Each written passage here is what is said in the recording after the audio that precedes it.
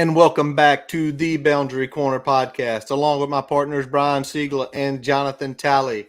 I am Curtis Wilson, and this episode is brought to you by Dr. Jeremy Counts down at the Main Street Pharmacy in Blacksburg, your friendly neighborhood pharmacy, 301 South Main Street, Blacksburg, Virginia.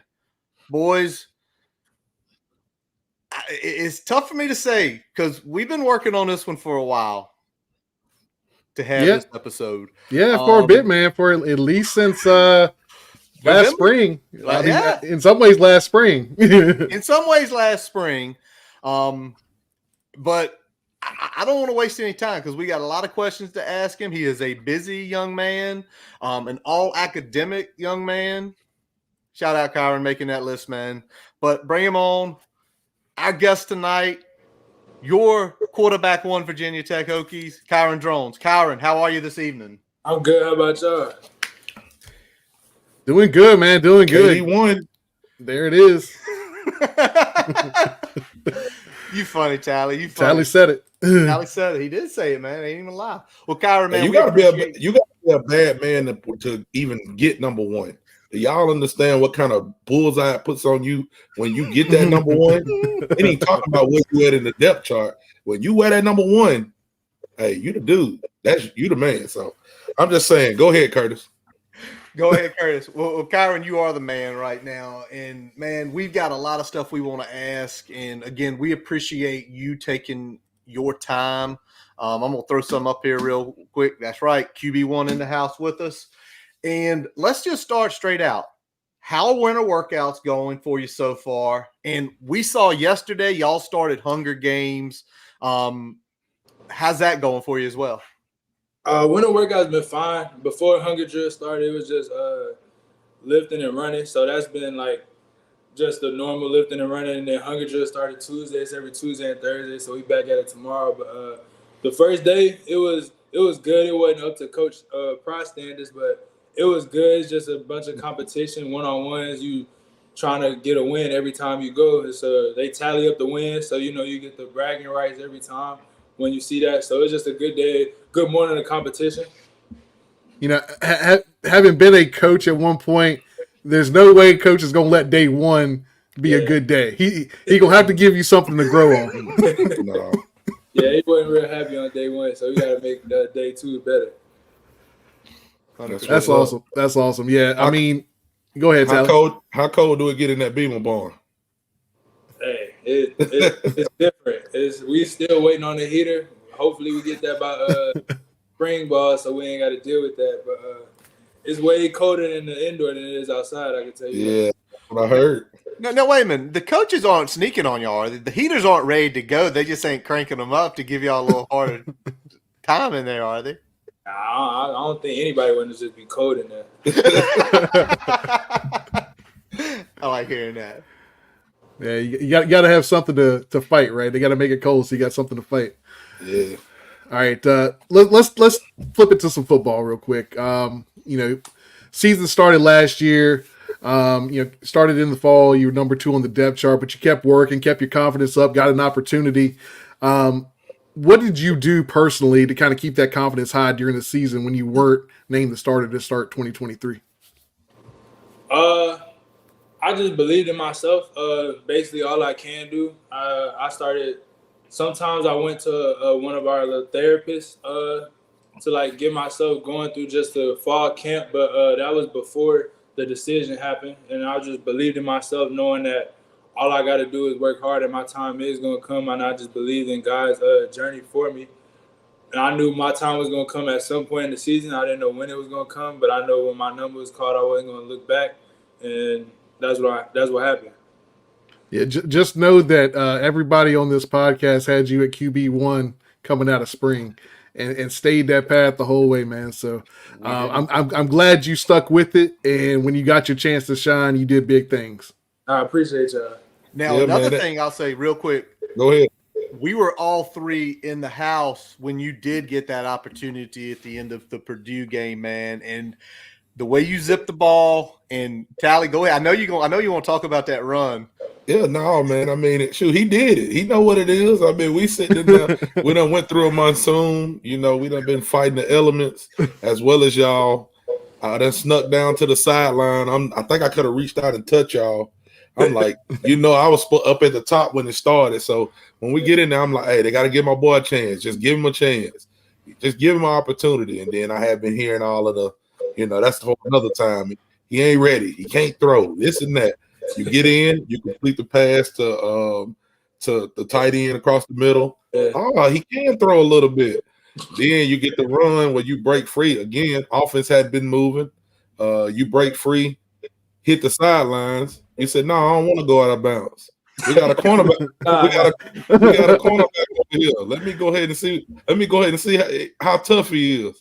Lord just showed him. How'd that make you feel? It was a good feeling, but I was definitely trying to get out of bounds. He just got He said he was in the way. I was sprinting straight towards out of bounds, though. He just got me last minute, so I had to do something. Like when I run, I don't want to ever get delivered to hit. So if I know I'm gonna get hit, I'm gonna deliver it first. Yeah, I understand. And what we loved about that as fans, man, and watching you and being in the stadium and even feeling it. It wasn't just that, you delivered the hit. It was the mentality that we've been missing on this team for a while. It was, we've been the nail for a long time. I ain't gonna say a long time, but it's been some years before we had that attitude of we can go out and we can deliver those hits. And it wasn't just what you did physically when you came with the impact. It was, I think it was Tucker Holloway on the sideline with you, like you got up and you kind of start going about your business, and you could see him gain some confidence as well. So, just that mentality, man, was cool to watch play out. But it kind of take us to our next question. Watching you do stuff like that, and even in the spring game when we were in the house, they doing this two-hand touch thing. You get somebody to break free and come and tap you on the back, and I'm like, that ain't gonna take him down. So I guess the question would be like, how many times was you begging them to take that non-contact off so they can really see what you can do in practice? Oh, you can ask Coach Pryor, ask him all the time, and the defense asks me. They don't want me live because I be talking trash, knowing like when I'm running, like that's not gonna be a tackle, and they swear it is. But I hate the two-hand touch because sometimes Pryor caught a whistle too fast. Just because he get too close to me, but I don't like it at all. Sometimes I wish I was just live, like before I was QB1. Right now, like everybody know what it is. So if you think you made that tackle, then you think you made that tackle. But protect that man now. You want 2 jerseys now. We needed you out of it at first, but you want 2 of them now. Everybody knows what it is now. It doesn't matter anymore. Kyron, I just love the mentality. As soon as they touch you, I'm sure it's immediately. That ain't a tackle. That's not a tackle. I'm not down right here. Come on now. Do you ever just take the ball and move it up like 8 yards and be like, Coach, he might have brought me down here. He ain't going to bring me back here. Now, I'd be times where I argue with Pryor, but most of the time he argue with Pryor, Coach Marr, but most of the time they agree with me. Like sometimes they'll agree, like, that's not a tackle, but you're like, we know. At the end of the day, it is what it is. It is. All right, let's do this, man. What a finish to the season. Y'all blow the doors off. The Cavaliers get to Commonwealth Cup, keep it home, go up to Annapolis where I attended to the Military Bowl. Great performance there in a monsoon up there. But then between that game and the bowl game, we start seeing the Twitter messages. Guys coming back, Jennings coming back, your running backs coming back, more wide receivers coming back. And we start seeing this, and it's like they're taking the step. Guys are staying. Guys aren't leaving. And what does that say not only about those players, but the coaching staff? And then we want to know, how much of a role did you have in that process? How many conversations with, guys like Ollie Jennings, guys like Jay Lane, and saying, look what we did. Starting here to the end of the season? For them guys to come back, first to start off with the guys, they just know it's like a brotherhood coming back, and they know like we have a chance to be special. Like you said, our whole offense came back, so we have a chance to be special. The coaches, that mean just they really love the coaches. I love the coaches, everybody loved Coach Pride. He like the coolest coach you can meet. But that just says a lot about him and the mentality that he brings to the team and what he's trying to build. But my impact with Ali and the rest of the guys, like I'm real close with the people I transfer with just because we like got a group chat and all. But Ali, like I'm the closest with him because like that's basically my roommate. Like we live by ourselves, but we live right next door to each other. But Ali just telling him to come back, knowing like he got hurt the second game, and I know he came to Virginia Tech for a reason. He could have went to the league, but he wanted to prove that he could do it on the biggest stage. And then Jay Lane, Quan, Bayshaw, just them coming back just to be able to do the same thing, do it again. And then like the playoff getting to 12 teams, we make that playoff. The more you win, the more coaches going to look at you. Coaches look at you, that's a better opportunity for you to get to the league, get to where you want to be. So we get that going. We know we're capable of, get to winning games, get to be in that offense that we want to be, and then it's just better looks for everybody.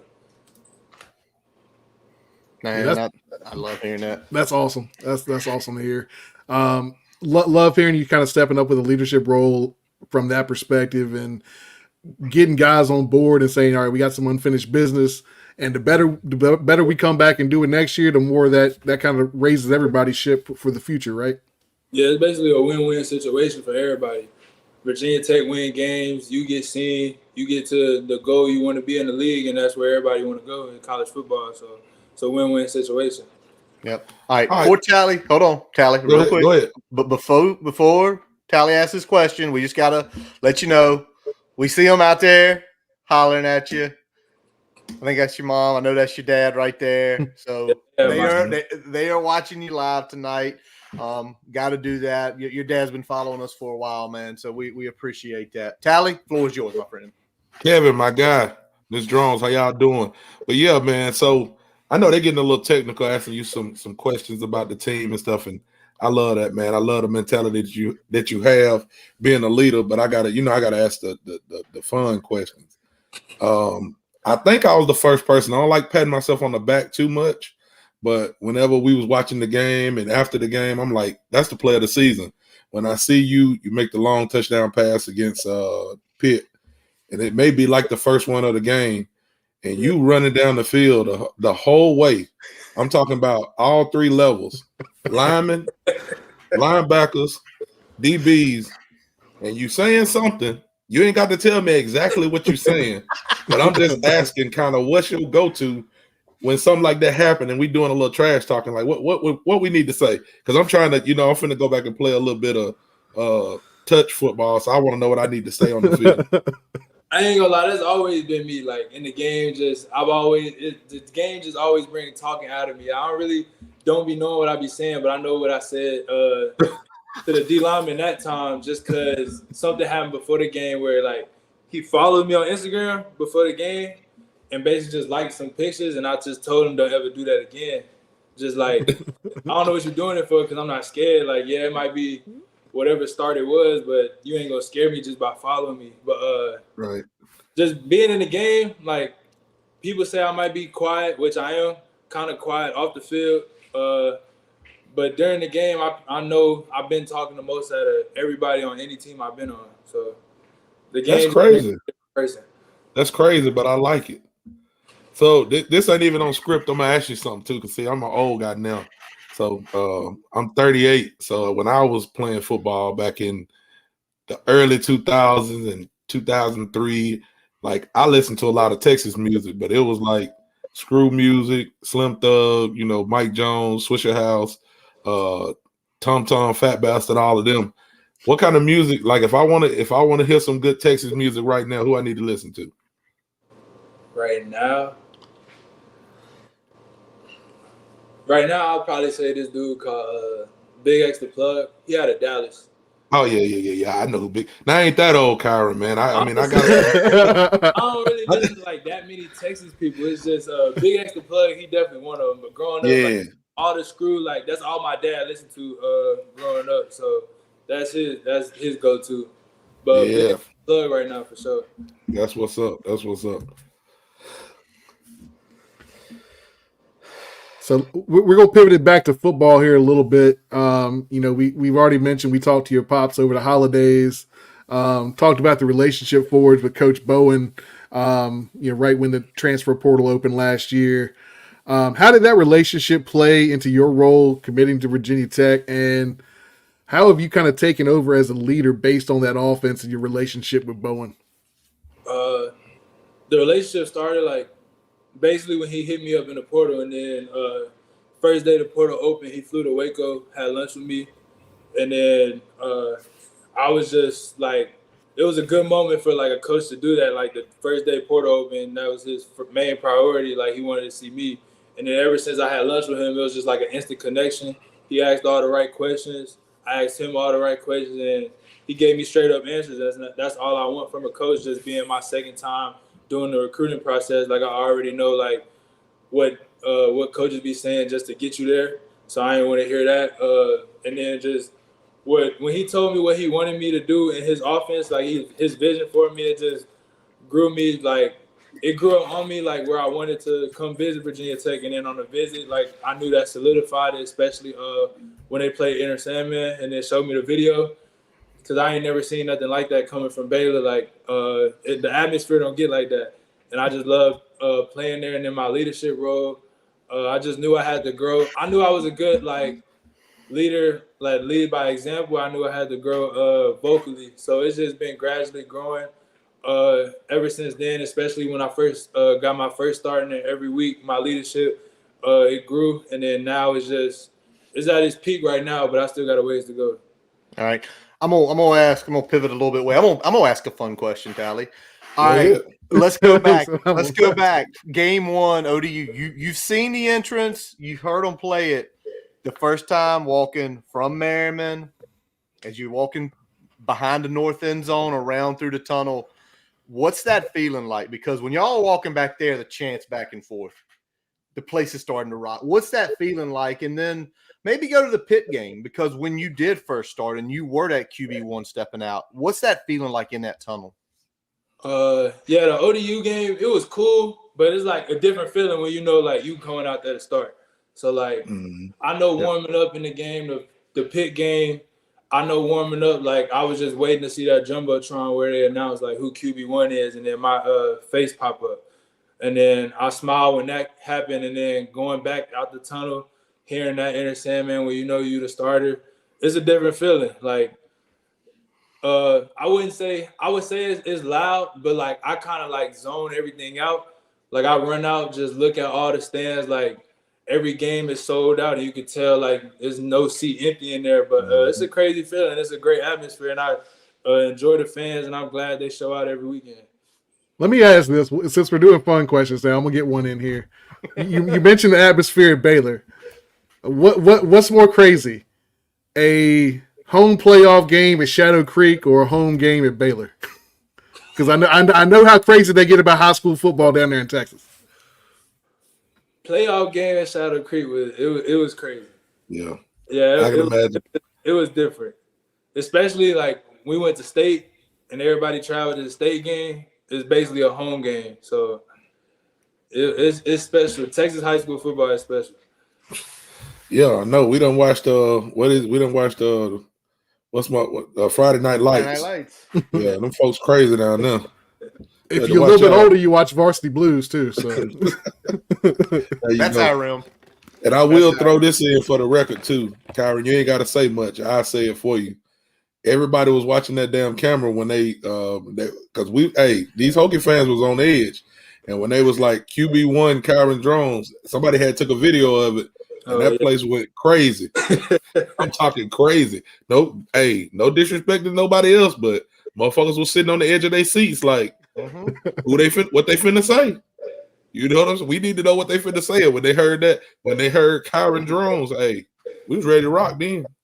I was at home. I already knew what it was. I felt good. Yeah, I seen the video. My teammates be getting on me, telling me when my video, my name pop up, my chants almost be as loud as Coach Pryor. So that's good. You deserve it. You work for it. I appreciate the fans for just being there and congratulating me for that. Yeah, we appreciate you giving us the feeling that we get like we're back when these guys in here were 17, 18, 19, 20, the feeling of those teams that we had back then, like watching you out there, it's that very same feeling. So we appreciate that about you. You I'm took just us. trying to keep it going. You took us back, man. You really did. What y'all did the back half of the season took these guys back. I'm 40, Brian's 39, Tally's 38. So you do the math.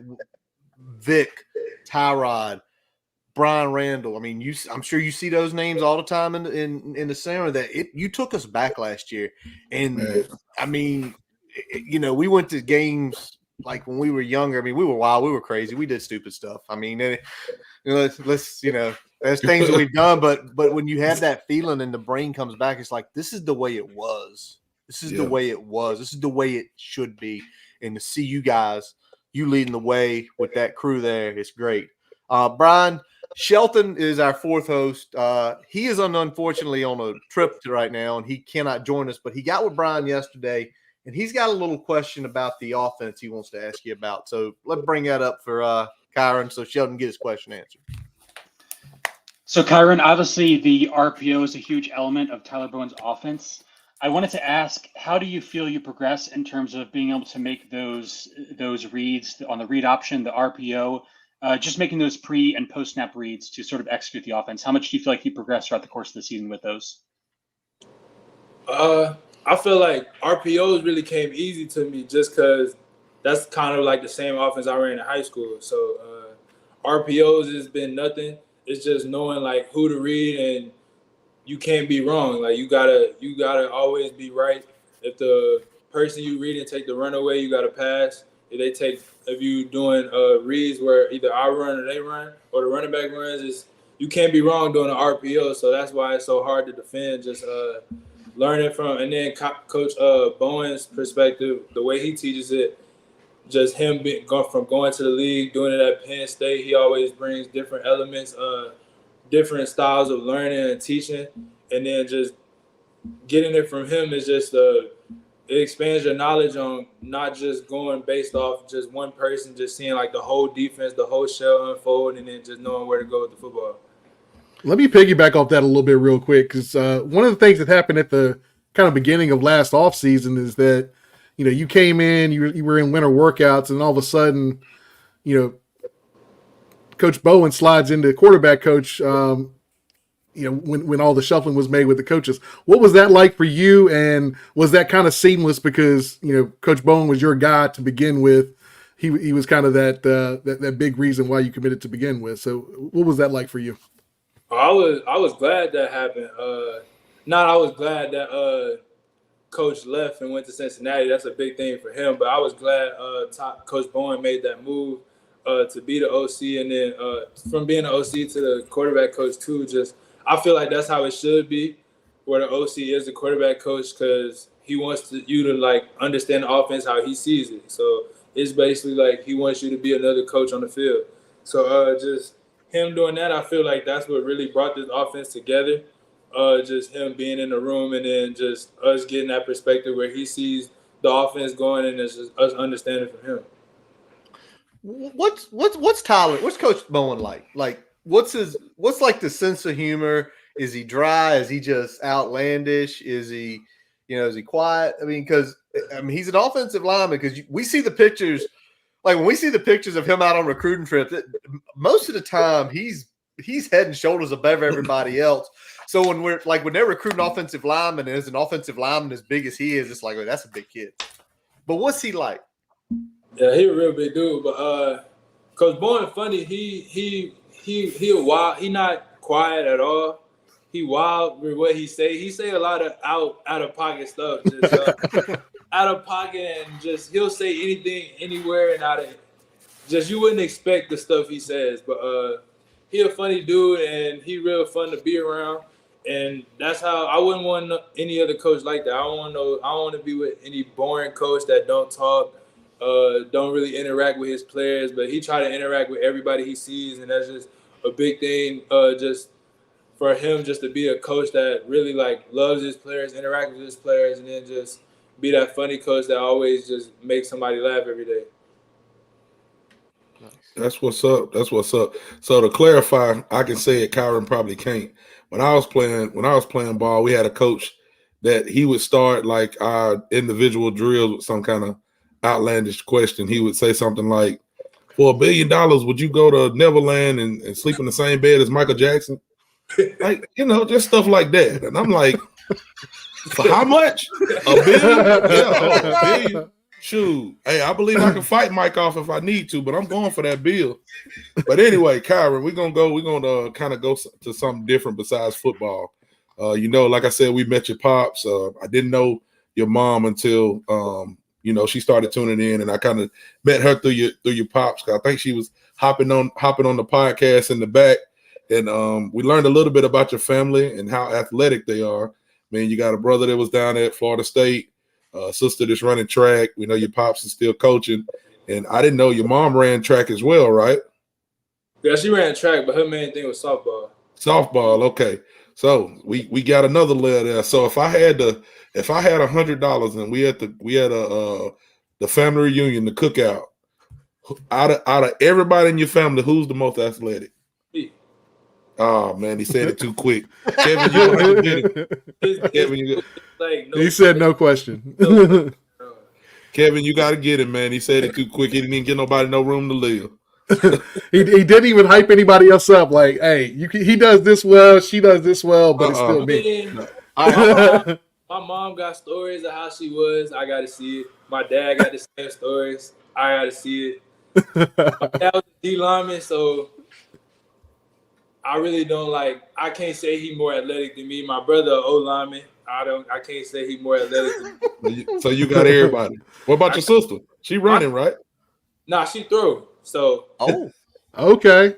So throwing is not really. I mean, it's just throwing. Oh, okay. Hold on. Okay, before you answer this question, let me just go ahead because Mama's out here. She says she's next. Does Mama win the silver medal of the Drones Family Olympics, or is it somebody else? Remember, I'm gonna put it back up here so you can see it. I want you to don't answer when you go back home. Don't answer that question. I'm gonna go with it's a trap. I'm gonna go with she might be next. She might be next. We'll take that. He's smart man. By the way, just if you're wondering, Mrs. Drones played the hot corner and then the hold there at shortstop. Nice. That's what's up. There we go. That is what's up. Hold on. Can I ask a question, sister? Does she throw shot put or hammer or disc? She throw shot and disc. Shot and disc. Okay. Yeah, I'm surprised they're watching right now. She playing right now. She got a basketball game right now. Ah. Yeah, I don't know. You see, you the more you got you one talking, eye on the game, one eye on the phone. But the more you talking, you giving us so much stuff that everybody else doing, Kyron. I don't know, man. You said she playing basketball and throwing. She might give you buckets. I was on varsity basketball before I was on varsity football. Okay, my bad. I'm gonna be quiet. Right, yeah. Kelly said, "I will take a seat." Then hang on. Hold on, wait a second. Just so you know, yep. They at the game watching, and they watching you on here with us, and we appreciate that. That's love right there. The Drones family out in Texas. Brian, I know we get near the end. We know Kyron. We know you've got we know you got to be up early tomorrow, so we got just a couple more fun questions to ask here before we drop it. Yeah, I mean, we got to go to anytime we get a player, we get a coach on here. We got to know what's your go-to food spot in the Berg. Go to. A lot of people say. I would say. PKs. PKs? All right. Yeah, we go to PKs a lot. And it's either like PKs or Kabuki. You on them Cheetah wings? Yeah, them okay. Them good. I just told my dad said next time he up here, you gotta try it. He never had it before, but yeah, that was good right there. Man, Kevin tripping. I thought all black folks had lemon pepper wings with mile on it. I don't think he know that's what Cheetah wings are. He just heard Cheetah wings. He just heard. Yeah, Coach Cheetah just threw his name on something, but we're gonna let him have that there. Yeah. We're gonna let him call that Cheetah wing. But hey, that's a staple right there. Yeah. It definitely is a staple. So Kyron, just real quick before we let you get out of here, what time do you have to get up in the morning? Because obviously, I mean, are you living off campus? We assume. Yeah, it's like 8 minutes away. All right, what time you got to be up in the morning to get? I get up at 4:45. I haven't seen that in a minute. My dog wakes me up at 4:45, man. Kudos to you, man. Tuesdays and Thursdays, though, I get up at 4:45. Okay, Tuesday, Thursday. That's what's Sigla, Tally, y'all got anything else before we wrap it up with this young man? Man, I'm just going to say I appreciate the time, man. It's been a pleasure, and looking forward to seeing what you guys have for us, come spring and fall this year. Yeah, that was fun. I appreciate y'all having me. Definitely, man. We appreciate you coming through. Again, man, big appreciation for you talking to me about my son. Your attention to detail, man, everything that you're doing with the team on and off the field. Us as fans, is wonderful to see. And I mean, the grades, all of that, keep doing it, man. Just keep doing what you're doing. Yes, sir. I appreciate it. Yes, sir. You have a good night.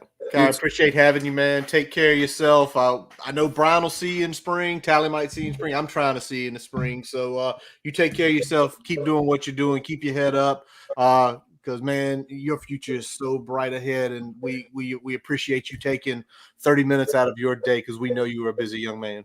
Yeah, that's all love. I appreciate all of y'all. Thank you, sir. Appreciate you. Good one. Thank you. Thank you. Man. Awesome, boys. That's pretty good, man. Shoot, we can end it right there. That's a good night. Right. We all gonna all get up at 4:45, and we gonna go.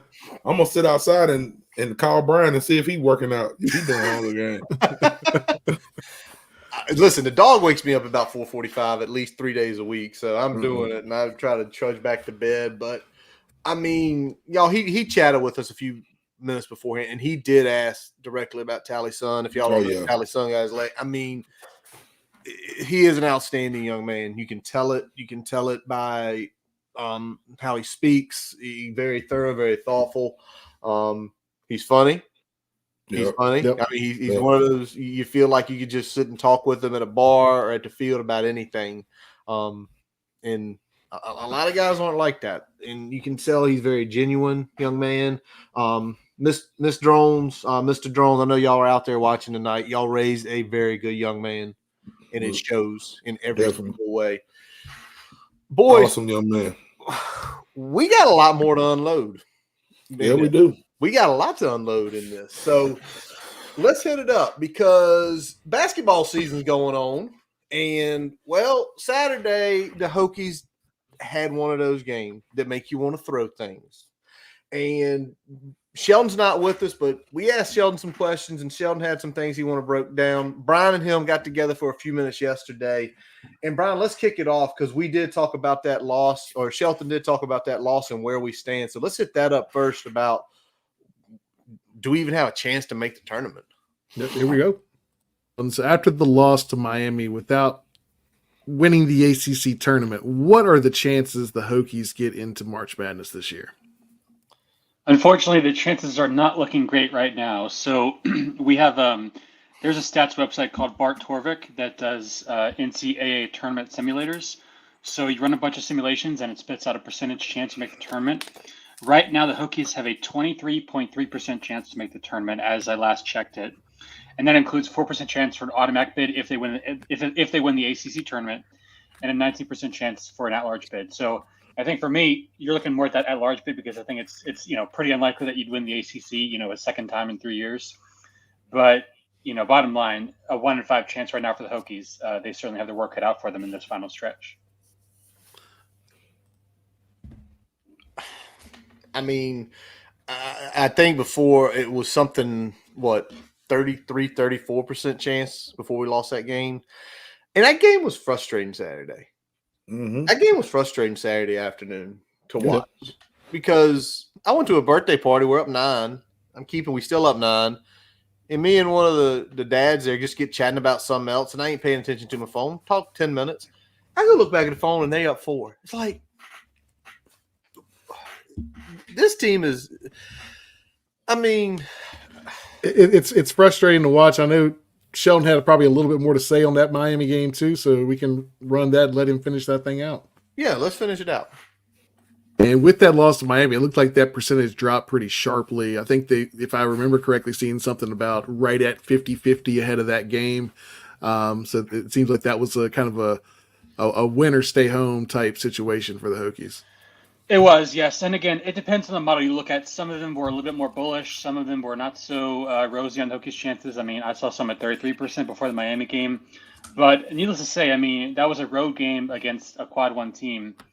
And the fact that the Hokies let it slip away was pretty pretty devastating. I mean, that game had a huge delta in terms of, what it would have done for them had they won the game versus, them losing it in terms of their probability to make the tournament. So big missed opportunity for sure. That says it all, man. I mean, when you look at the chances there, that was a game that, for all intents and purposes, was kind of a must win if the Hokies wanted to get into the tournament without having to run the table in the ACC tournament. Yeah, I mean, it's frustrating. It's frustrating to talk about and watch and think about when you start digging into it a little bit and looking at the game. I mean, handling pressure is usually tough when you play the teams that are physical. This pressure and you coming down the floor is tough. We're turning it over. We're living and dying by the three, and we just don't have enough guys that can create their own shot. In basketball, that's the name of the game. That's what kind of worried me before the season. When you have smaller guards, no disrespect to Padula and Couture and any of those guys that's playing, but you play against some bigger guards that some of the ACC has to offer, and just getting physical on you, and it's hard to create your shot. That's why when you get some of these guys that have left, like Rodney Rice and Buchanan and Darius Maddox, some of these bigger guards, like it's frustrating because those guys you feel like could help in those situations where you need somebody that can create a shot or even just shoot over somebody because they're taller. So that's what it feels like kind of watching it to me. Yeah. And now Sheldon went in, you and Brian, you and Sheldon went in a little deeper because I want to know, because as I'm watching the game, and sometimes y'all know as well as I do, we get pulled away times, whether it be a kids hoops game or birthday parties or, hey, run to the store, need to get something, and you're trying to follow it on your phone. And I asked Sheldon, I wanted Sheldon to talk about what metric do we need to watch? Because when I do get pulled away to go to a birthday party on Saturday when we're playing at 2, what data point do I need to watch? If I see it going a certain direction, what is it? So let's hear what he's found out through his research. Yeah, and this Hokies team has kind of been a little up and down. They've had some games where they've looked better. They've had some games where they just can't really put all the pieces together. Is there a metric that's kind of proving to be most predictive for a Hokies win or a Hokies loss? Well, I mean, generally speaking, in basketball, obviously shooting is the name of the game, right? So you got to hit a good field goal percentage if you want to win. And you can look at effective field goal percentage, which is obviously a very big predictor of who wins the game. I mean, that's probably the single biggest predictor on a night-by-night basis. But I thought that looking at turnovers in general for the Hokies have been sort of a bugaboo this year, and that seems to me to be the biggest predictor of whether or not they win the game. So when Tech has a turnover percentage lower than 17%, they are 10-3, and when it is over 17%, they're 3-6. So to me, that kind of speaks to their issues. If they limit the turnovers to, say 12, 13, less than that, that's about, that translates to about 17% in a 70 possession game. That's probably the ideal spot. But they just haven't been really taking care of the ball in these past few weeks in ACC play, and that's really been the biggest thing hurting them. So like in a crunch time of the Miami game, and you have kind of 3 or 4 possessions back to back where there's turnovers, and you go from a 9-point lead to a 3 or 4 point deficit pretty quick. That's really been the thing that's been killing them, you say.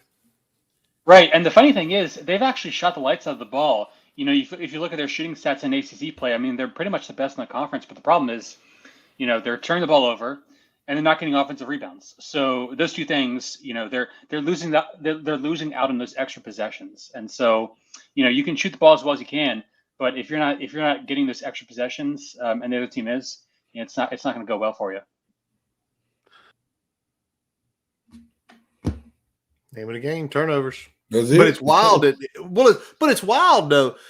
Could y'all imagine what this team would be like if they weren't the best shooting team in the ACC? Can you imagine that?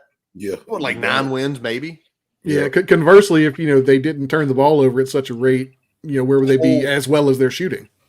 So it's like, if you have one other guy out there that can handle the ball a little bit more, lean on them at times when you're getting that pressure.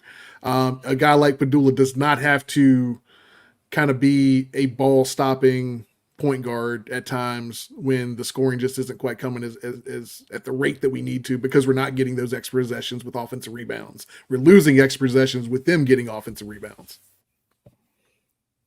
Yep. So we hit one last piece here with Sheldon because we kind of wanted to know who's the pivot player, who's the player. So we now know, right? If we start looking at a 70 possession game, if we're aiming towards, trying to do the math here, what, 14, 15 turnovers in a 70 possession game, we ain't going to win the game. But we kind of wanted Sheldon to say, who's the player that effectively, if they have a game, we have a chance to win. So he hit that up too. All right, let's switch it over to this. Is there a player on this team that's kind of that pivot type player where if they play kind of above their average, it's more than likely going to lead to a Hokies win, or if they're below that average, go ahead and put an L on the board? Yeah, so for this question, I initially thought about Sean Padula just because he's been such a high usage guy for the Hokies. I mean, if you look at the statistics, there are very few teams in the country that are more reliant on their point guard than the Hokies are. And Padula's had to, bear a really huge load this season. But with that being said, looking at the stats, I actually think Len Kidd is his performance in the games is a much bigger indicator of whether or not the Hokies win or lose. So just looking at his offensive rating here, I mean, he was really good against Miami in that game a few weeks ago. Going 8 for 8 from the field, and he's always had a good field goal percentage. But typically, the more effective he is, and the more shots he takes during a game because he's such a good shooter, and he takes shots that fit his game. That's going to help Hokies win. When he's not off, or excuse me, when I should say he's off and he's not hitting shots, that's a really bad sign, because I think he's been the presence down low, obviously, and when you're not getting production from that 5 spot in the Mike Young offense, obviously Elijah Poteet, he's not offensive, really isn't quite his game.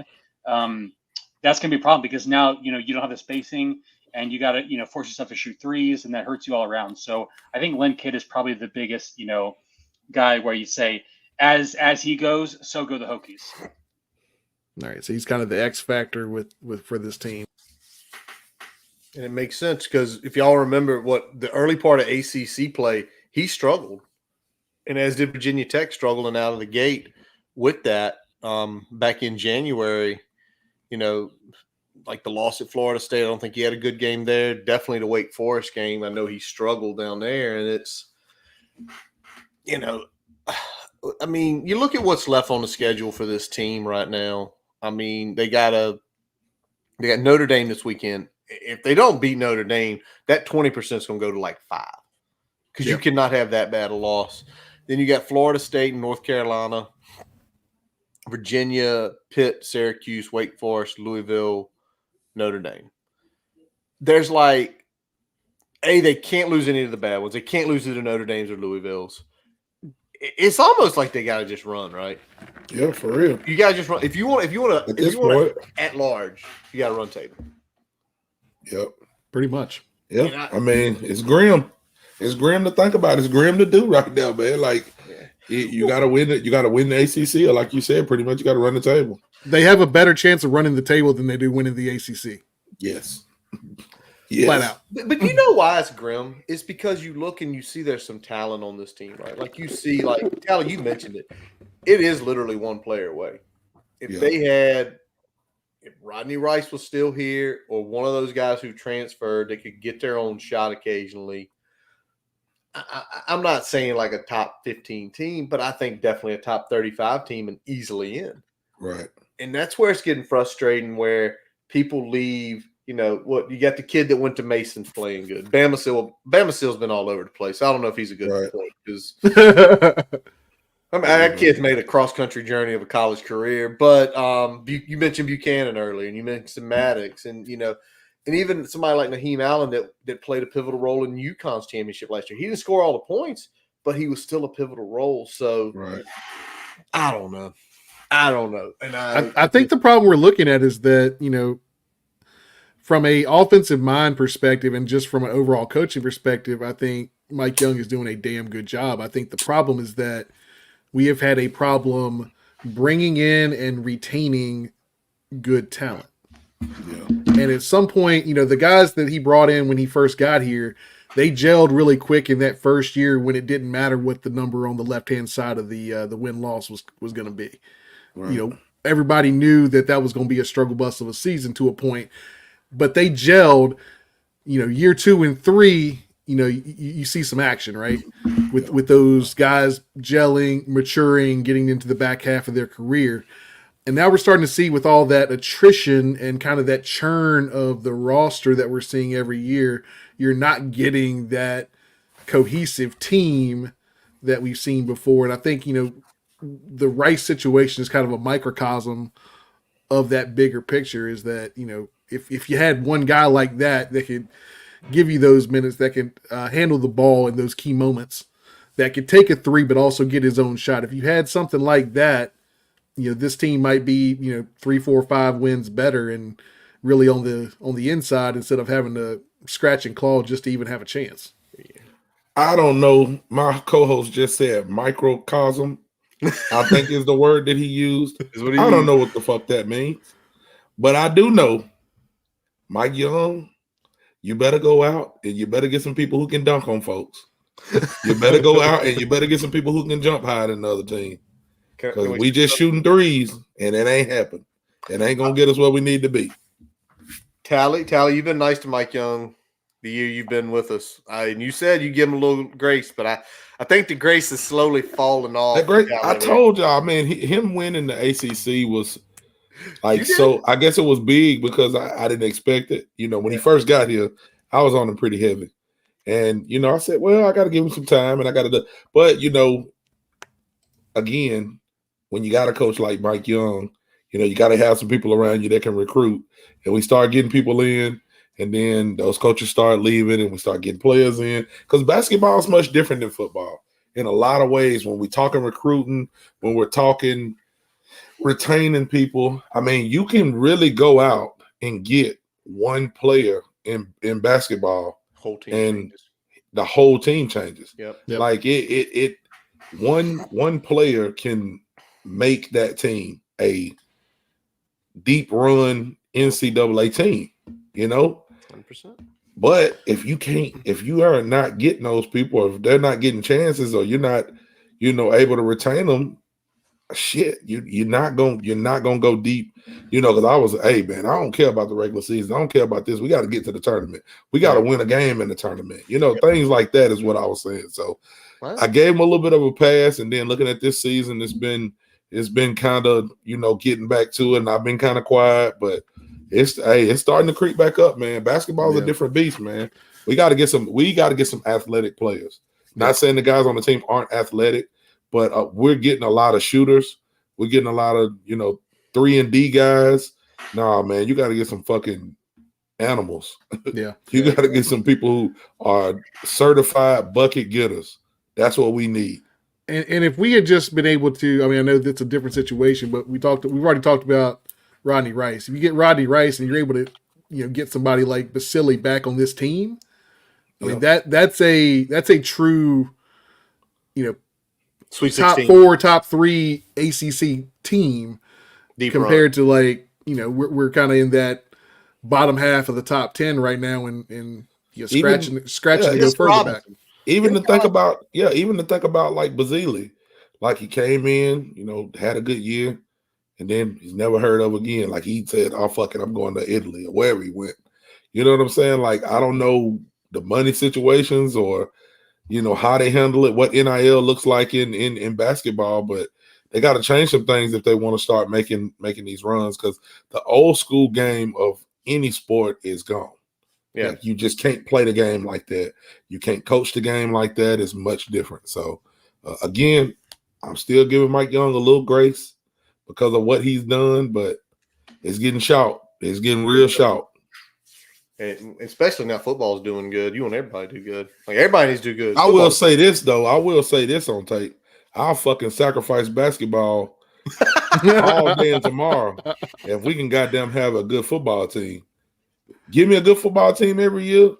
I ain't saying shit about basketball. And then let me get one of them baseball jerseys, because baseball been killing. Them fucking baseball jerseys is nice. So give me a baseball jersey. Give me a jersey, and a good football team. Shit, we good. There we go. But not saying I don't care about y'all basketball. Y'all got to do better too. He loves you still. Yep. Different child.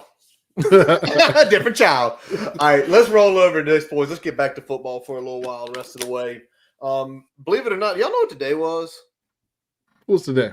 Today was What's Final today? Signing Day. Don't nobody even care about it no more. Nobody don't care anymore about it because everything happened in December. I I remember forgot all about it. 10 years ago, I used to take off half a day to watch what was going For on. real. And That's not even what a joke. You just take off, had the computers up, had a TV on ESPN, Yes. had your phone there. You trying to watch the Texas or the facts come in. Yep. We don't even care no more. Yep. We're doing this in December. Yep. It's all December now. They should move it back to February, though. That's my opinion. But let's talk about a few things that happened. The first that happened is we got a preferred walk-on offer. Usually that ain't a big deal, is it? Not usually. Right. Not usually. But then we got the name. His name is Lamar, goes by LJ Booker. He is a 6'2", 190-pound wide receiver right here in the RVA down at Collegiate, about 3 miles from my house here. He is a top 30 player in Virginia. He's a top 1,000 player. His composite is daggum near an 87. He's got offers. Duke, Rutgers. He had some interest from Penn State. He had some interest from Maryland, North Carolina. Y'all. Can we talk real quick? I hate throwing the old regime under the bus, but you know how many people we gave scholarships to outside of the top 1,000? A lot. Everybody. All of them.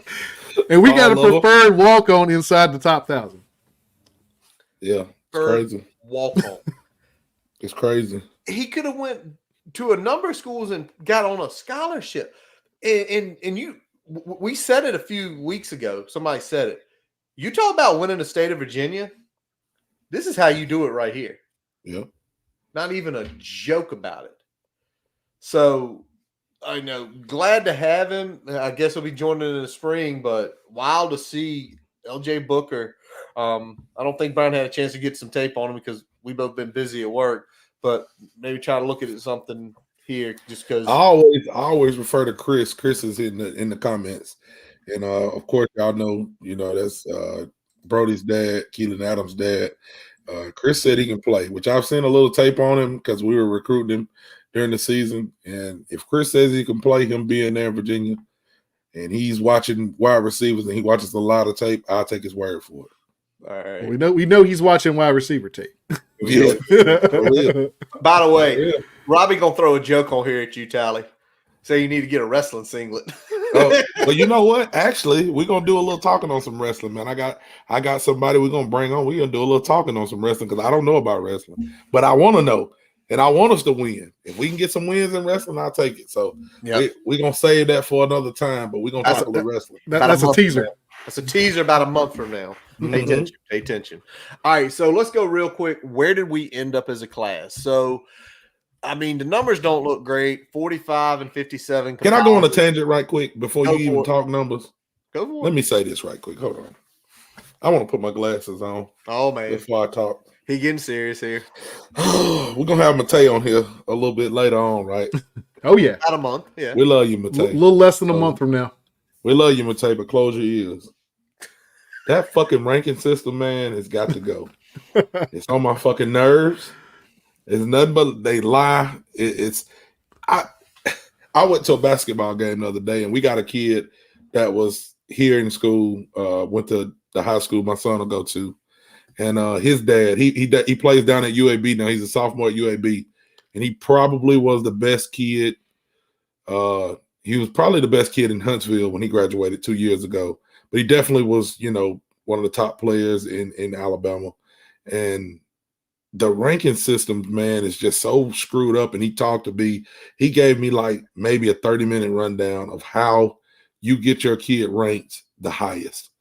And it's all bullshit. It's just going to the right camp and kissing the right ass and fucking rubbing the right feet. Man, if a kid can play, fucking let him play. That is so much bullcrap to take somebody's star or, he ain't as tall as this guy or he ain't as big as this or his competition. Like if you're setting records and you're playing in decent competition, you know what I'm saying? And I understand you got to do some camps, but it's all about just gaining more money and more subscriptions and more this instead of actually watching what these kids do. And again, we say it all the time. Somebody commit somewhere, they messing with some rankings. Yep. Either way it goes. You commit to Alabama, you're 90. You commit to Virginia Tech, what are you? Brian, what number are you? 87. 86, 87. They done moved us up a little bit. I mean, dude, it's just ridiculous, man, when you start thinking about how they do these rankings. And we'll come back to it maybe next week because we got some stuff in the works and we want to let it play out. Yeah, we do. But if some of these kids, I'm like, how does he have no ranking? How does he have that ranking? He's better than this guy. He beat this guy or he locked it. Anyway, Curtis, go ahead. We got, we've been talking about that for a while now. And I mean, Robbie, we had him on one time. We talked to him about all the camps. And, when he was doing evaluations at the camps and things like that. And, he backed up a lot of what you just said in a lot of ways. So it's funny circling back like that.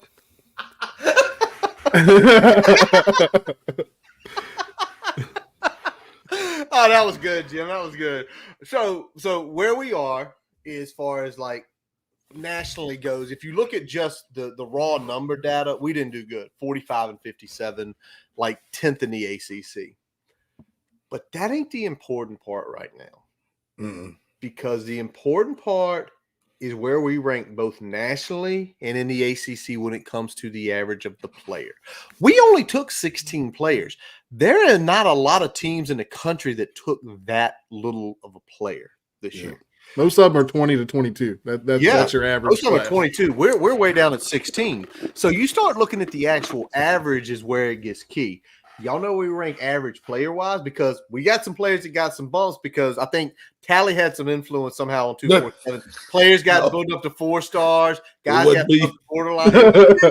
Next thing we know, we don't talking. Next thing we know, 4 guys get bumped up. Y'all, we are 28th in the country as far as average player goes, 4th in the ACC. Yeah.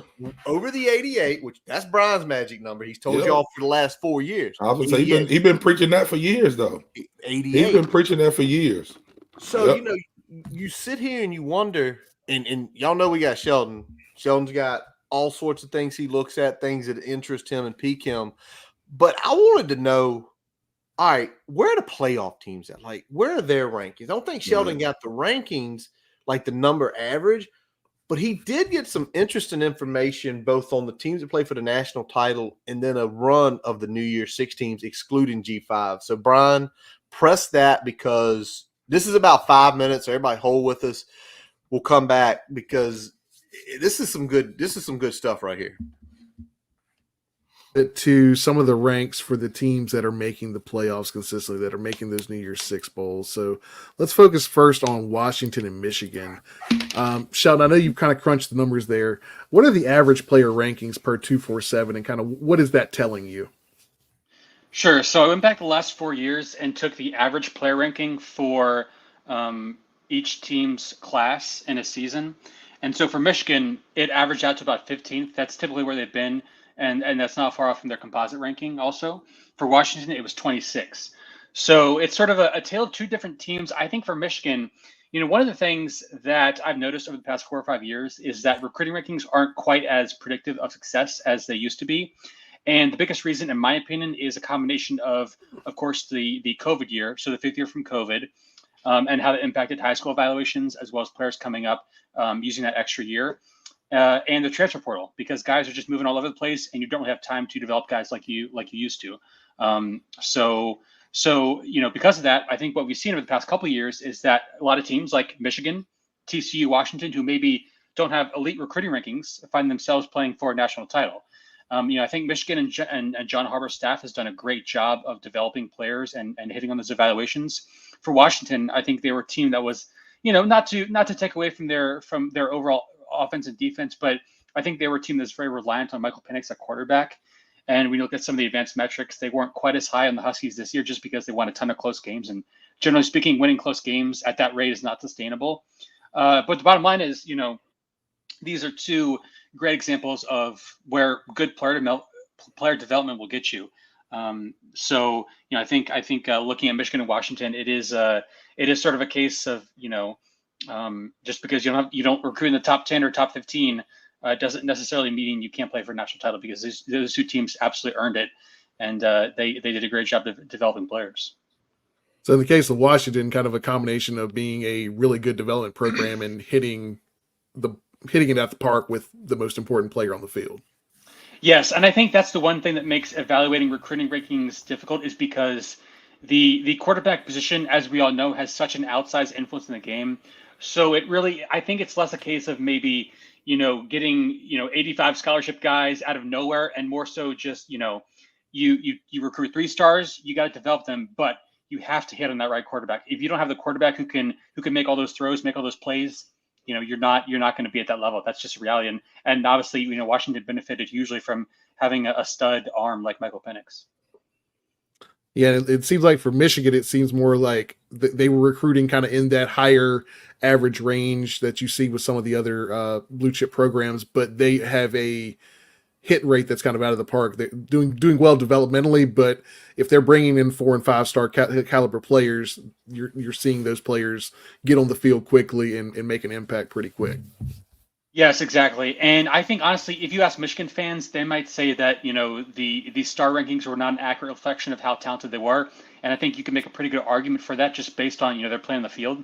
But I think Michigan is sort of a team like Clemson, those title teams under Dabo Swinney, where they're sort of on that cusp of where typically you expect national title teams to be, kind of on that lower edge where you sort of need to get into that, cool kids club, so to speak. But, bottom line, Michigan, they've just done a great job of evaluating high school prospects and bringing them up. And, I was listening to Joel Klatt's podcast the other day. He was talking about the importance of their strength coach as well. So all those factors kind of lead into Michigan's success. And I think there was certainly nothing fluky about it. Very good, very good. And now let's take a look a little broader here. Let's look at average player rankings for kind of those New Year's 6 teams over kind of the last 3 or 5 years. Are those kind of landing in that 10 to 15 range of the Michigans, or are they lower end with the Washingtons or the TCUs, or are most of those kind of landing in that top 8 spot where you see those perennial powerhouses from the blue blood programs? So it's a little bit closer to being blue blood. For this analysis, I decided to exclude group of 5 teams just because it kind of, messes with the numbers a little bit. And obviously, group of 5 teams are entitled to one of those spots in the New Year's 6, but that doesn't necessarily mean they are, always as talented as those Power 5 teams. So when I average out the player rankings for those teams that made the New Year's 6 bowls, I went back over the last 5 years, and the average ranking was around 17th. And that was pretty consistent across different metrics, which you can look at, but 17th is pretty much the standard. And, obviously there's going to be some outliers like, UVA in 2019, when they went to the Orange Bowl, they won the Coastal Division, but they were a 5-loss team. So obviously that can throw a wrench into things because, there are certain conferences where you're guaranteed those bowl tie-ins. And so if you may be lucky into playing in a bad division or you win a bunch of close games, you can find yourself in one of those spots, even if you weren't, necessarily quote unquote one of the most talented teams. You can sort of find yourself in there. But generally speaking, yes, I would say that you want to be in that top 15 to 20 range is ideal for making those New Year's 6 bowls, because the reality is you got to win, 10, 11 games in a Power 5 conference to get there. And that's a lot more difficult than people realize. Yeah, so you're saying about 17 is kind of the average there across all those teams. Looking at it, that kind of trends with kind of what we expected, I think, because like as you said, you've got those teams that are on the lower end that have those 4 or 5 losses that they're playing in that game. But when we look at the college football playoff, with the exception of kind of Washington's or a TCU here or there, you kind of get the usual suspects every year, and that's going to definitely trend in the favor of the Blue Bloods for sure. Yeah, and one thing I would stress is that I think people sometimes conflate talent at the very top with sort of being applicable to all the other teams. For instance, obviously teams like Alabama, Georgia, Florida State, Clemson, whoever, they recruit very well every single year, and they're able to, replace those players because they recruit so well and sustain success. For teams in the middle or even in that upper tier, I would say once you get outside the top 10, it becomes much more of a question of, can you evaluate guys? I don't think there's any necessarily a specific barometer for team success in that sense. Once you sort of get into that more middle tier range. But clearly, recruiting at the top 10, top 12 level is going to help you a lot. And I think for an average program like Virginia Tech, it's a question of, can we recruit maybe in that 25 to 30 range, and with good player development, we can sort of be in, that sort of, I don't know what you might say, standard deviation of, just being right on that outside edge of where you would expect a New Year's Six team to be based on recruiting rankings. And I think it's, it's a case study in just how numbers can sometimes be flawed, but generally speaking, when you average it out, generally, the recruiting ranks are going to win out in the end. And that 17 to 20 range is ideal for most teams there. Yeah. And that would, you talk about the Hokies there. If you pull in, you bump your recruiting up a little bit as we're starting to see those trends come into play, and you get the right player at the right position when we're talking about a quarterback, and you get a right combination of that development, that's when you kind of get into that conversation. And I think collectively here we're hoping that maybe that right combination is going to hit out for us this year, heading into 2024 with the returning talent that we have. I know we've been looking out there and we've seen the percentage of returning talent for the Hokies is number 1 in the nation right now. So that bodes well, I feel like, for having that continuity, having the development that you're talking about, and hopefully having the right pieces at the key positions to kind of put us over the top. Yep. And the biggest thing is, it's important sometimes not to get too caught up in the star rankings. The biggest indicator of how good a team is going to be in 1 year is how good they were the previous season. So you look at Tech. They had a great end to last season. They won 7 games, but you look at their results against conference teams. I mean, they just blew the competition out of the water. And I think that bodes very well for how they're going to be next season with a pretty similar strength of schedule overall. And you combine that, of course, with the returning production, number 1 in the country according to Bill Connolly of ESPN. I think it's going to set up for a really good team. So in this case, I don't think that Tech fans should get too caught up in the recruiting rankings. I think we saw the body of work from the team last year. We see how many players are returning, and those 2 factors are the most important ultimately in determining how successful they'll be next season. Good stuff there from Shelton all the way across. But I throw this number out because it's the one that when I listened to it earlier today, Brian called me here, 17. The average team that got in the New Year's Six is 17. We're going to 12 teams in the playoff, right? Yep. That's why I asked about the New Year's Six, because you look at the New Year's Six, normally you're going to have the best 12 teams are in those games. 17. We're at 28. And you can say what you want as far as talent index goes. What this staff has done in the portal, both this year and last year, what they've done in recruiting the last few years, it's trending that way. It's trending that way to that 17 number. And like Kyron said it just a little while ago here, it's a 12-team playoff this year. It's a 12-team playoff. I love the players are talking about it too. They understand the stakes and the changes and how that impacts their visibility in this whole thing, because it's what we've been talking about. Yep. Getting a seat at the table matters. Getting a seat at the table is going to help teams like Virginia Tech keep guys at Virginia Tech for longer, especially when you can get the NIL pot at least in a competitive range against some of those bigger schools that are trying to lure them away. So that's where we need to make our hay, because you talk about 17, so you're talking about a plus minus margin of error there, 5 one way, 5 the other. If you're just going off recruiting rankings, getting in the top 25, top 22 puts you right there in that fucking conversation. Not a lot. And then you also go with mean, go with average. If the number 1 team, there's going to be a team that's sitting down there in the 30s that, as I love what Sheldon said, find the right combination of player development and quarterback. There's going to be a team that's in the 30s rankings that's going to make a run, that's going to get in the playoffs. Yep. Agreed. So let's hope it's us. One more quick thing before we go to break. And this, again, goes to the competition piece. We've had 9 guys enter the portal. Y'all noticed none of them have went to FCS schools. None of them have went to a lower level of football yet. True. Pretty big. Nobody's stepping down. 3 went to P5s. Daquan Wright, Canteen, and Dwayne Lofton went to Oklahoma State. 3 team went to P5, P4 now. 3 stayed at the G5 level. We said it a few years ago about talent. Tally, you said it here about this time last year. You've got to have talent. You've got to have talent. Now, when I see who's left, we brought in some really good guys.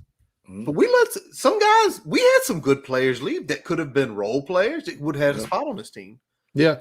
And when we look at the guys that left that landed in P5 were guys that were either starters or in the rotation enough to get heavy reps, get good tape out there, right? So you had Wright, Canteen, obviously they're starters or at least, 1A, 1B at their positions. And then you had Lofton that he was in that 5 or 6 man wide receiver rotation for most of the year. Had some catches. So, guys that were getting reps on this team that were starting and rotational caliber players are being looked at by those Power 5 teams as commodities still. Right. We're not just having to. When we look at years past, we had 1 or 2 guys that were dudes, and then they got out of town because they were dudes for one reason or another, right? Whether we talk about Hendon Hooker or somebody else, right? Mm-hmm. But then everybody else, ended up finding lower level G5 positions, drop down to FCS, and that's not knocking FCS or those players, but it definitely speaks to the caliber of player that we were bringing in after those kind of handful of studs in a class, and what we're doing now, top to bottom. Yeah, it's kind of like the floor's been raised. I mean, we've got a preferred walk-on that we talked about earlier that probably in 19 or 20, whatever year that was, he might have been the highest ranked guy in that class.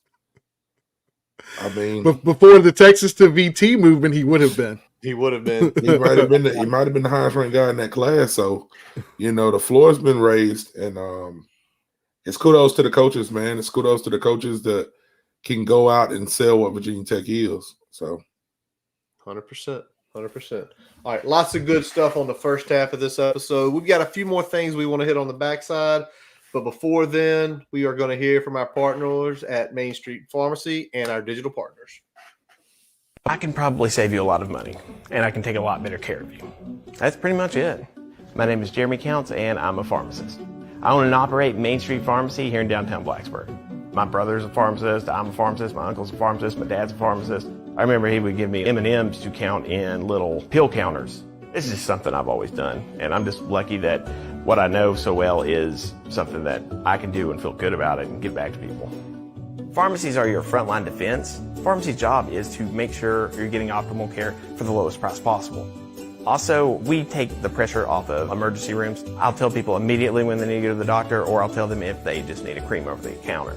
If there's something that isn't commercially available, if it's something that's not available in a certain strength or a certain form or anything like that, we'll make it. Tailor-made medications. Some of those options save people a lot of money.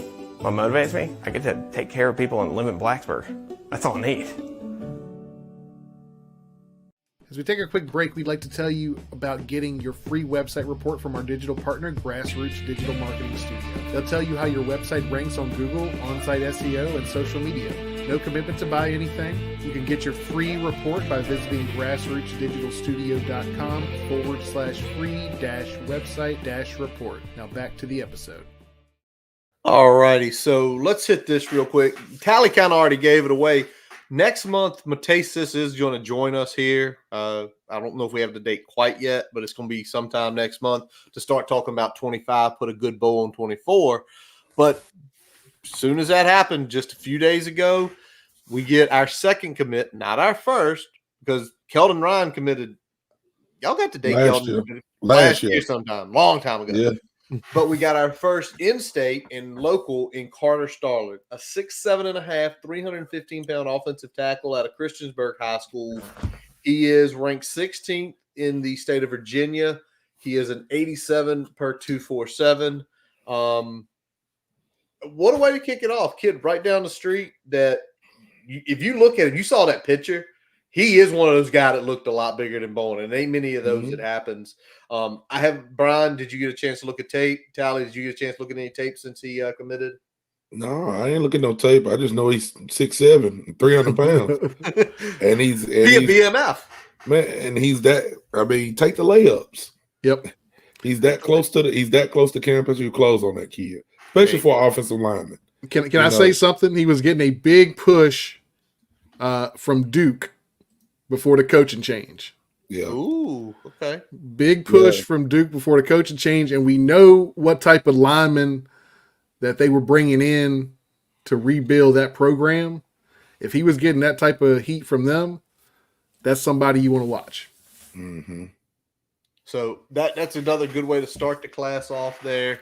And Render has definitely taken him under his wing. You've seen him posting a lot too. So getting him out there on the lake, doing all sorts of fun stuff. So he's been training with him too. So it ain't just been fun stuff. It ain't just fun. It's still been fun, but it probably ain't all fun. He's been working with him. He's been working with him for a while. So I've seen some of that stuff, but you can't teach size. You can't teach size. You can't teach speed.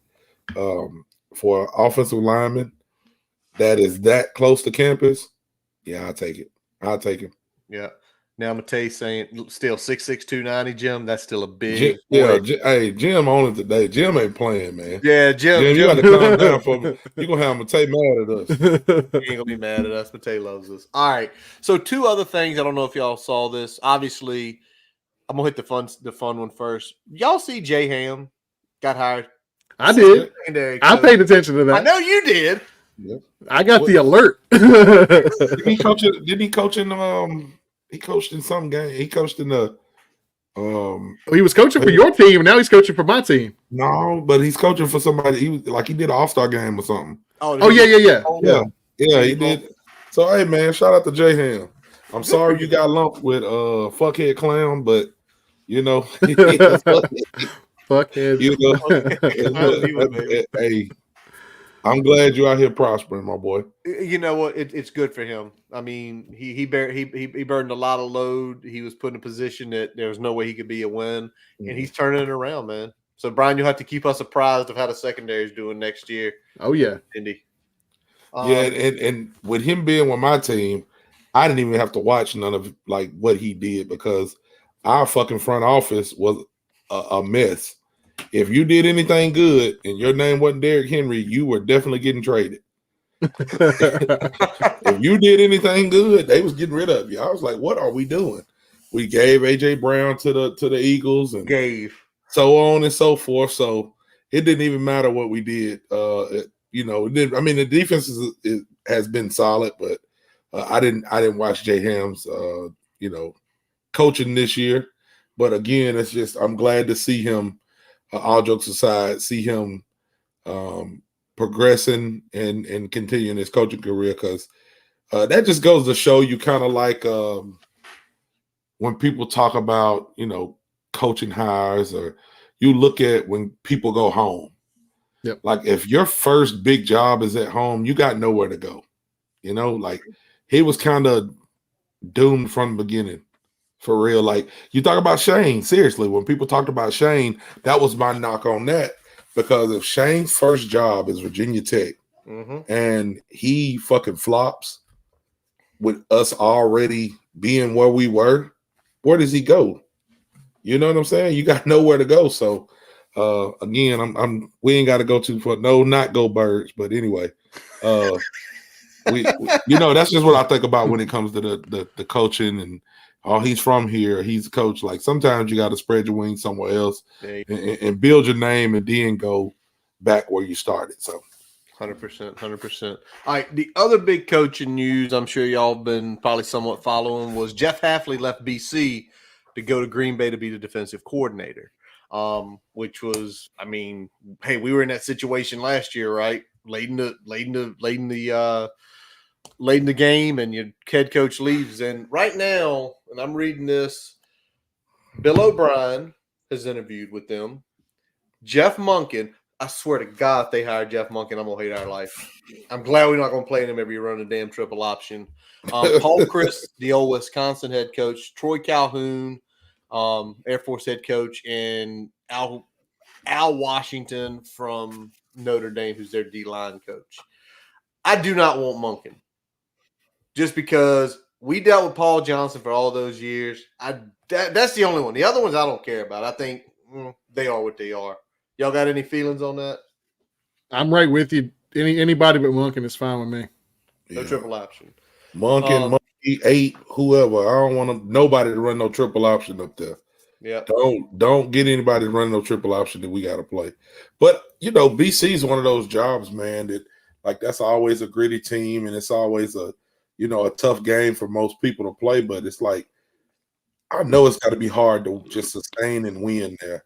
Mm-hmm. You know what I'm saying? So I don't know. Interested to see what they'll do. Yeah.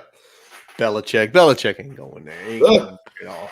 Yeah, I mean, it's gotten even harder for them, I think, since, when you look at the transfer portal and NIL, I feel like, that really put them in a bad spot. The way recruiting shifted kind of towards late 2000s, early 2010s, put them behind the 8 ball. Before that, they were pretty damn competitive given their stature in the recruiting game, in retaining talent and things like that. But once things started to shift and it became an arms race, they've really fallen off. They weren't going to win that at all. All righty, we got one last piece to hit today because the day after we had our dream schedules that we put all of them up here, the actual final schedule was released, dates set, a couple times set that we know. And I just wanted to talk with them about it. Tally wasn't here. Tally had things going on last week. We're very glad to have him back this week. But Brian, pull up that thing, and we see it there. We kick off Vanderbilt, Nashville. Brian's going. Tally's going. I'm going to try to go. They asked me the other day, what do you think, Kurt? I'm like, I don't know what I'm doing next week. August is a long ways away. Then we got Marshall at home, ODU on the road, Rutgers at home, Miami, Stanford back-to-back on the road. BC's a Thursday night, Georgia Tech at home late in October, to the Carrier Dome in early November. Clemson, 11-9. 11-9, remember that one. Bye week after that, the Duke game and the UVA game to wrap the season.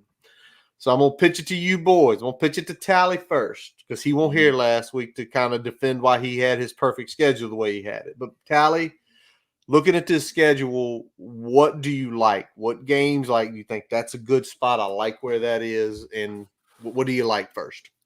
I mean, the start of the season is good. I definitely like that Vanderbilt game being the first game. For me, it's 2 hours away, a little less than 2 hours away. So I can be there, but playing an SEC team, a lower level SEC team, I think it's a good call for us, a good shot for us to go show what we can do. We just got to show up and do what we need to do.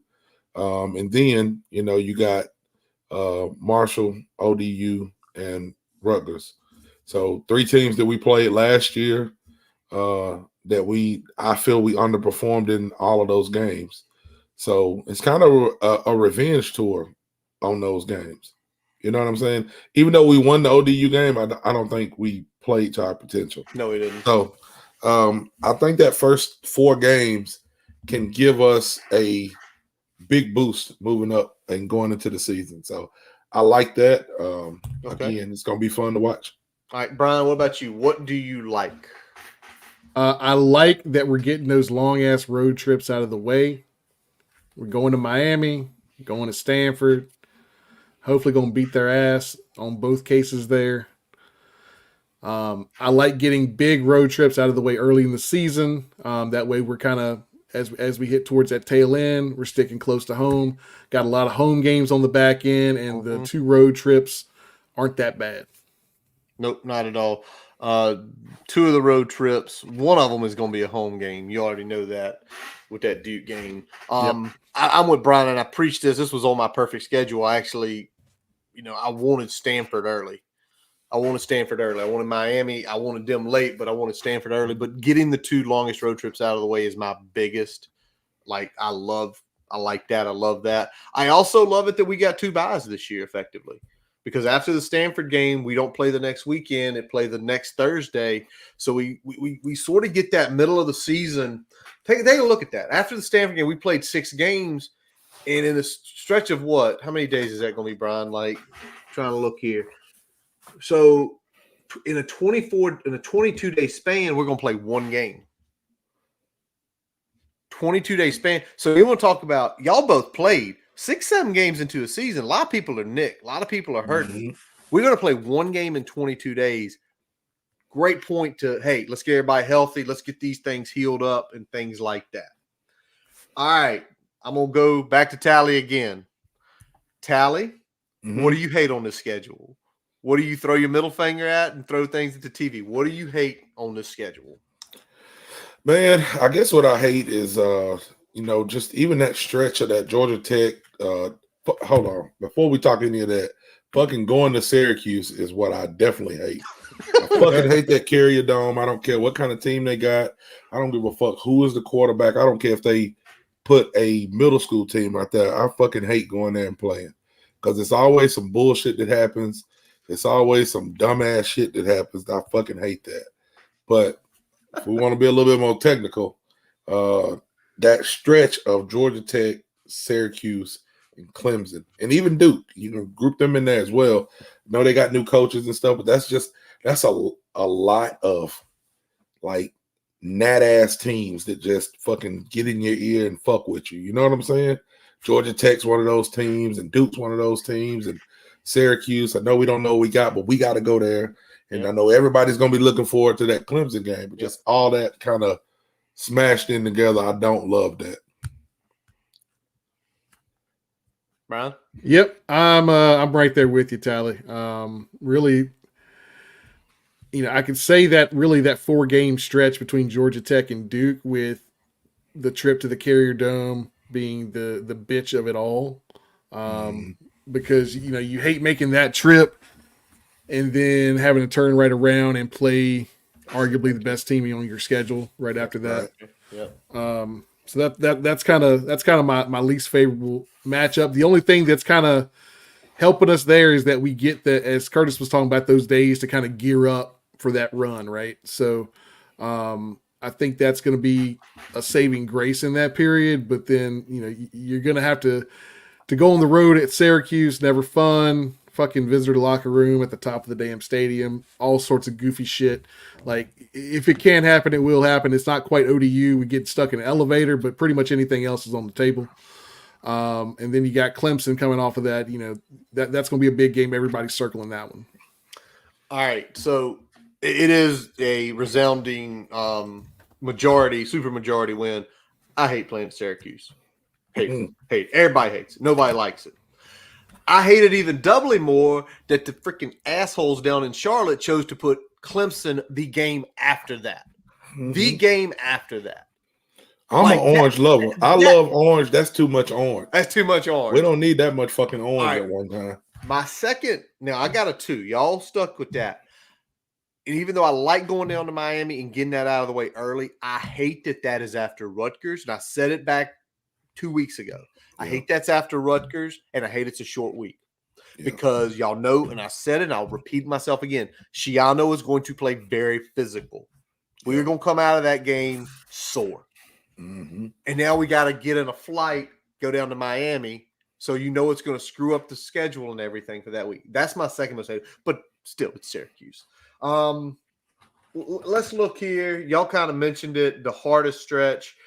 I think y'all are right. Even though we do get a bye week between Clemson and Duke, that stretch right there, it's like, what is it? Haynes King did down at Georgia Tech last year. He's a good football player. Yeah, he's a good football player. Got a good coach too. Yeah, good coach too. Carrier Dome, then Clemson in town.